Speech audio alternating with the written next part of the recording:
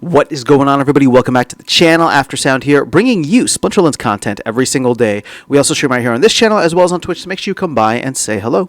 This video is also brought to you by my music, which is available anywhere you stream music under the name Aftersound. And I do have a new song out recently called Summer Gravity, so check it out. Let me know what you think, and I appreciate the support.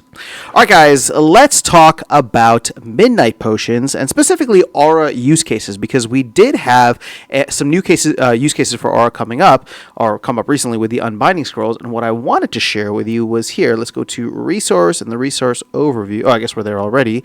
And then scroll down. And I love this little chart here because it shows you just how much bang you can get for your buck, or your DEC, or your aura in this case, however you want to look at it.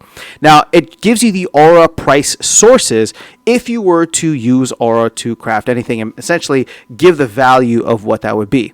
Now, the auction mark, fortune ticket, and wagon repair kit are significantly higher, and the truth is I'm not sure if these include the value like from other resources. My guess is that they do, right? And again, this would be what I mean by that is, like, let's say, you know, a auction mark requires vouchers, DEC, and something else, right? It's going to remove the DEC component. It's going to remove the voucher component and just leave or strip away the remaining cost and divide that by however much aura. So you can see that those are clearly the ones in the lead. Auction marks at 1.4, wagons at 1.5, and fortune tickets just above 1. Everything else is below that, and I believe the rest of these are only for, like, you only need to use aura to craft them, right? So a midnight potion, unbinding common, unbinding rare, epic, and legendary. And I don't have the prices out there in front of me, but despite that, midnight potions, of the ones that you can craft solely using aura, still remains one of the best use cases. Now, if you have access to land, right, and you're able to get some of these other resources to craft an auction mark or fortune ticket or a wagon repair kit, then yeah, I mean, by all means, like, go ahead and use it. And actually, auction mark and fortune tickets, I guess, require just DEC and vouchers, so that's actually not too difficult. You don't even need to be involved in land, but let's say you have a node license, or you have a significant amount of SPS stake, or you're just looking at the marketplace and seeing an arbitrage opportunity to go in and buy vouchers or buy land resources. But for the most part, at least for me, I mean, I don't get very much aura. So whenever I do, I like being able to offload it quickly, and seeing as it is still the best out of all of the easy ways to offload, meaning the midnight potions versus any of the unbinding scrolls, that's not that big of a surprise to me. But it is something that I think is worth sharing, because we have gotten a little bit more use cases for aura with these unbinding scrolls.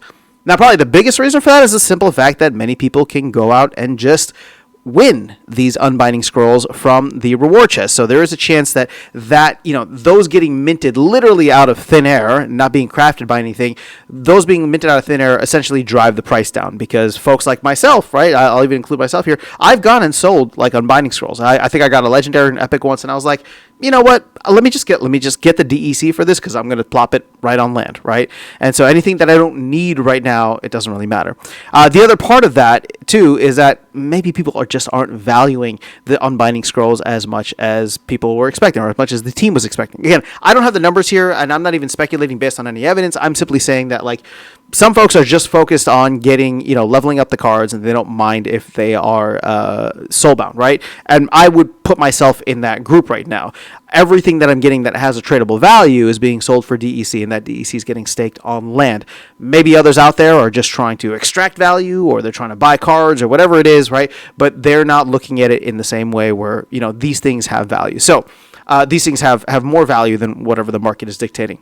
So just wanted to share that quickly with you about midnight potions. So if you do happen to have some aura and you want to turn it into DEC very, very quickly, obviously you can't go and sell aura on the marketplace, but this little conversion resource here, or price sources, does share with you that midnight potions are still the best way to go. Now, that being said, if you want to move it quickly, you have to understand that there's going to be, you'll have to like undercut the market a little bit, whether it's the midnight potions or the unbinding scrolls. So even using this as a specific or exact guide isn't going to be the best in terms of like how much value it's going to give you. But directionally, it's going to be right. For example, what am I trying to say? Well, midnight potions are definitely going to be the better way to go compared to pretty much all of the unbinding scrolls. I mean, maybe the epics come close with 0.31, but like that's still like 25% below, almost 25% below where midnight potions are. So just want to share that with you guys. I love this resource here and this website. That is all I have for you guys. I'll catch you all in the next one and see you around the game. Take care.